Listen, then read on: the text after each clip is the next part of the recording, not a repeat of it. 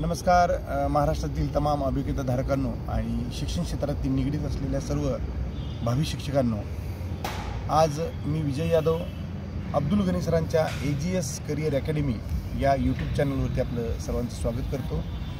आपण पाहिलं असेल की टेट अभियोग्यता 2022 जेव्हापासून सुरू झाली तेव्हापासून आपण वेगवेगळ्या संघटनांमार्फत आणि वैयक्तिक स्तरावरती आयुक्त कार्यालयामध्ये पाठपुरावा करत आहोत। आता जो लढा आपण लढत आहोत तो माननीय तुषारदादा देशमुख यांच्या नेतृत्वाखाली लढत आहोत आणि अब्दुल गनी सर हे या कोर टीमचा भाग आहेत। तर पुण्यात राहत असताना आणि आयुक्त कार्यालयामध्ये कोणतीही क्वेरी, सामान्य अभियोग्यताधारकाची एक क्वेरी जरी विचारायची असेल तरी आपली पुणे टीममधून अब्दुल गनी सर आणि भगवंत झांबरे सर हे दोन कोर टीम मेंबर एक दिवसाआड जवळजवळ आयुक्त कार्यालयामध्ये आहेत। त्यांच्यासाठी आयुक्त कार्यालय हे एक सेकंड होमच झालेलं आहे। त्यांचे बघा, कौटुंबिक, सामाजिक आणि आर्थिक जबाबदारी पार पाडून इथं येणं, इथं वेगवेगळ्या प्रश्नांची उत्तर मिळवणं, इथं येण्या जाण्याचा खर्च करणं, या सर्व गोष्टी अब्दुल गनी सर आणि भगवंत झांबरे सर स्वतःच्या पैशातून करत असतात। हा पाठपुरावा आहे स्वतःच्या नोकरीसाठी, हा पाठपुरावा आहे तुमच्या नोकरीसाठी, हा पाठपुरावा आहे जनसामान्य महाराष्ट्रातल्या प्रत्येक कोपऱ्यात जागा येण्यासाठी। तर आता बघा, जसा अब्दुल गनी सर आणि भगवंत झांबरे सर पाठपुरावा करतात त्याच पद्धतीनं आपण महाराष्ट्रातील तमाम अभियोग्यताधारकांनी आपापल्या आस्थापनेला, आपापल्या लोकप्रतिनिधींना पाठपुरावा करणं गरजेचं आहे। आता बघा, आत्तापर्यंत आपण लोकप्रतिनिधीकडे का जात होतो की बाबा सेकंड फेज सुरू व्हावा, परंतु आयुक्त कार्यालयामध्ये आज आयुक्तांनी सांगितलेलं आहे सेकंड फेज जास्तीत जास्त मॅक्स टू मॅक्स असं बोलले, ठीक आहे। 20 तारखेच्या आधी आम्ही पवित्र पोर्टल रन करतोय, सुरू करतोय, प्रॅक्टिकली सुरू करतोय। काल परवा तुम्ही पाहिलं असेल आयुक्त कार्यालय आपल्या पवित्र पोर्टलवरती जे नवीन मंत्रिमंडळाचे मंत्री आहेत, जसं की मुख्यमंत्री देवेंद्रजी फडणवीस, उपमुख्यमंत्री एकनाथजी शिंदे आणि अजितदादा पवार, तसेच शिक्षण मंत्री दादाजी भुसे, या सर्वांचे फोटो आणि शासनाची माहिती पोर्टलवरती अपडेट झालेली आहे। याचा अर्थ पोर्टल हे लवकरच रन होणार आहे, पोर्टल हे लवकरच सुरू होणार आहे अशी खात्री आपण गेल्या 5 ते 6 दिवसाच्या पाठपुराव्यामध्ये दादाजी भुसे शिक्षण मंत्री, त्यानंतर प्रधान सचिव रणजितजी देओल, त्यानंतर तुषार महाजन साहेब, माखणे साहेब, तसेच आयुक्त कार्यालयामधून सिंग साहेब, या सर्वांकडून अप्पर लेवलला सर्वांनी सांगितलेलं आहे की तुमचं पवित्र पोर्टल, तुमचं आयुष्य पवित्र करण्यासाठी लवकरच सुरू होत आहे। लवकरच हा शब्द आपण गेल्या वर्षापासून यूज करत होतो किंवा ऐकत होतो, परंतु त्यांनी आत्ता सांगितलेलं आहे जास्तीत जास्त डोक्यावरून पाणी 20 तारीख। मित्रांनो, जास्तीत जास्त 20 म्हणजे 20च्या नंतर ओपन होणार नाही, 20च्या आधी ओपन होणार आहे। परंतु आयुक्त कार्यालय किंवा मंत्रालय आपापल्या स्तरावर काम करत असताना आपल्यासमोर प्रश्न आहे तो कंत्राटीकरणाचा, आपल्यासमोर प्रश्न आहे तो जास्तीत जास्त जागा आणण्याचा। आम्ही कोर टीम 15,000 जागा आणण्यासाठी कटिबद्ध आहोत। त्यासाठी आम्ही मंत्रालयीन आयुक्त स्तरावर शिक्षण मंत्र्याकडे आणि प्रत्येक निवेदनामध्ये हा सांगितलेला आहे, प्रत्येक ठिकाणी आम्ही तोंडीही बोलत आहोत। काल आम्ही जेव्हा मंत्रालयामध्ये गिरीश महाजन साहेब आणि मखाने साहेब यांना बोलायला गेलो तेव्हा अक्षरशः आपल्या युवा विद्यार्थी असोसिएशनचे सगळीकडे निवेदन पडलेली होती।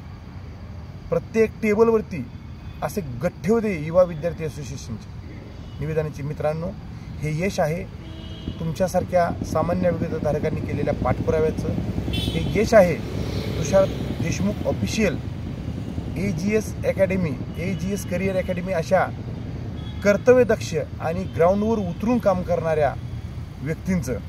मित्रांनो बघा, बऱ्याच जणांची अशी गैरसमज असतो यूट्यूब म्हणजे पैसे कमवण्याचा जरिया। मित्रांनो, हे अतिशय चुकीची कन्सेप्ट आहे। जर तुम्हाला माहिती असेल किंवा तुम्हाला यूट्यूबवरती सर्च करता असेल, तुम्हाला माहिती असेल यूट्यूबमधून पैसे कमवण्यासाठी करोडो आणि लाखोची व्ह्यूज पाहिजे असतात, परंतु या दोन व्यक्तींचा, तुषारदादा देशमुख आणि AGS करियर अकॅडमीचे अब्दुल गनी सर यांनी जास्तीत जास्त व्ह्यू मिळवणे किंवा जास्तीत जास्त लाईक मिळवणे याच्यासाठी यूट्यूबवर कधीच व्हिडिओ बनवले नाही। यांचा मेन उद्देश आहे तुमच्यापर्यंत अपडेट पोचणे, तुमच्यापर्यंत ज्ञान पोचणे. अब्दुल गनी साहेब सरांच्या या यूट्यूबवर ते जिथं मी बोलतोय सध्या AGS करिअर अकॅडमीची तुम्ही प्लेलिस्ट पहा जाऊन. यांचं आधीचं कार्य पहा.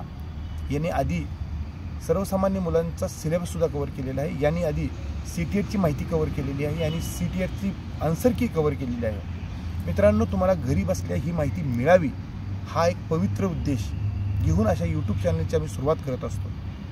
आणि यूट्यूब चॅनलची सुरुवात करत असताना जो वेळ द्यावा लागतो तो वेळ, तो एफर्ट्स आम्ही घेत आहोत.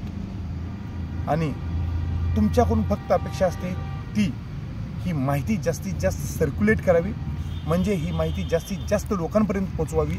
त्यासाठी यूट्यूबवरती शेअर नावाचा असा बाण असतो की नाही, असा बाण त्याला म्हणतात शेअर नावाचं बटन. ते शेअर केल्यानंतर तुम्ही टेलिग्राम, व्हॉट्सअप चॅनलवरती प्रत्येक ग्रुपवरती हा व्हिडिओ शेअर करू शकता. हा व्हिडिओ शेअर केल्यानंतर लोक हे व्हिडिओ बघतात आणि बघणाऱ्या प्रत्येक व्यक्तीला माझी विनंती आहे, तुम्हाला हा कंटेंट आवडत असेल तर या व्हिडिओला लाईक करायचं असतं. ज्या लाईक केल्यामुळे ना तुमचे पैसे जातात ना त्या यूट्यूबरला पैसे भेटतात. फक्त आपलं काम सर्वांना आवडत आहे याची ग्वाही भेटते. जेव्हा तुम्ही कमेंटमध्ये सांगता की तुमचं काम चांगलं आहे तेव्हा असंच काम करण्याची ऊर्जा भेटते.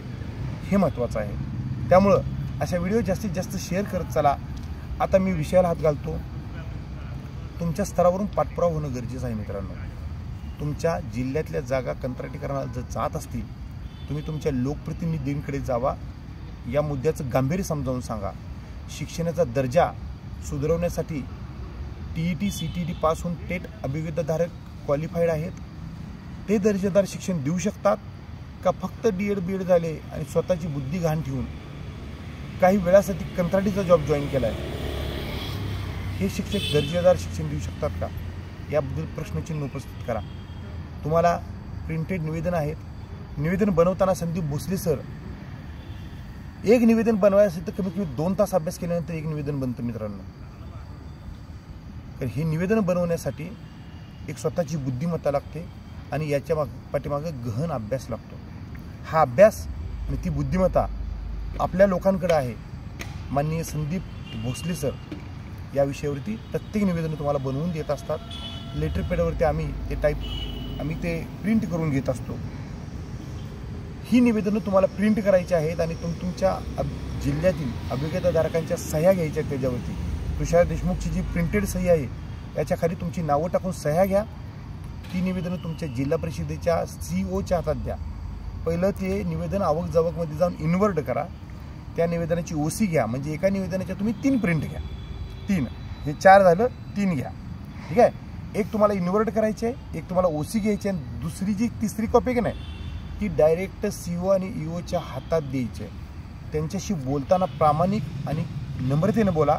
हे मुद्दे पटवून द्या जे तुम्हाला लाईन करून दिलेले आहेत. मुद्दे पटवून द्या आणि त्यांना विनंती करा की सेकंड फेजची भरती पुढच्या 8 ते 10 दिवसात सुरू होते. सर, कंत्राटीला जागा देऊन प्रशासनाचा वेळ वायपट घालण्यापेक्षा, पैसा वायपट घालवण्यापेक्षा तुम्ही या जागा परमनंट आणि क्वालिफाईड शिक्षकांना द्या. जर त्या जागा तुम्हाला परमनंट क्वालिफाईड शिक्षकांना दिल्या तर ही प्रक्रिया लवकरच मार्च एंडपर्यंत ही प्रक्रिया पूर्ण होणार आहे मित्रांनो. आणि जास्तीत जास्त मार्च एंड किंवा एप्रिल, डोक्यावरनं पाणी, काही तांत्रिक अडचणी, आचारसंहिता वगैरे जर काही लागलीच तर तुमची जॉईनिंग जूनला होण्याची शक्यता आहे. परंतु त्या EO-COCला लक्षात आणून द्या की तुम्हाला तुमच्या पुढच्या शैक्षणिक वर्षासाठी तुमच्या जिल्ह्यातल्या गोरगरीब वंचित बहुजनांच्या मुलांच्या शिक्षणाचा दर्जा सुधारवण्यासाठी तुम्हाला हे टेट क्वालिफाईड शिक्षक महत्त्वाचे आहेत. ते शिक्षक भरण्यासाठी कंत्राटीकरणाला जागा न देता तुम्ही त्या जागा सेकंड फेजवरती रेज करा. त्याच्यासाठी जाहिरात बनवा, पोर्टल अपडेट करा. ह्या जाहिराती अपलोड होईपर्यंत तुम्ही स्वस्त बसता कामा नये. तुमच्या लोकप्रतिनिधीला तुम्ही स्वस्त बसू देता कामा नये.